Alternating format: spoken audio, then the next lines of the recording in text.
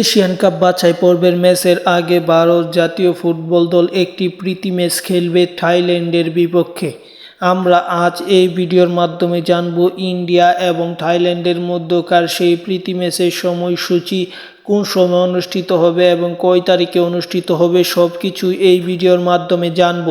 তাই যারা এখন পর্যন্ত এই চ্যানেলটি সাবস্ক্রাইব করেননি তারা চ্যানেলটি সাবস্ক্রাইব করে পুরো ভিডিওটা দেখুন, তাহলেই মূলত জানতে পারবো ইন্ডিয়া এবং থাইল্যান্ডের মধ্যকার এই প্রীতি ম্যাচের সময়সূচি। তাহলে দেরি না করে আমরা এক নজরে সময়টা দেখে আছি।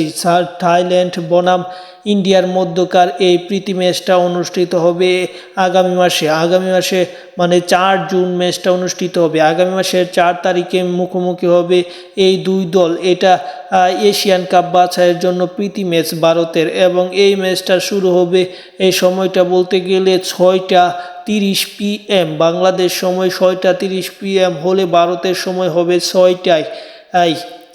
তাই যারা ভারতের ফুটবলের দিকে নজর রাখেন তারা অবশ্যই এই ম্যাচটা দেখবেন এবং এই ম্যাচ দিয়ে ভারত কামব্যাক করার চেষ্টা করবে।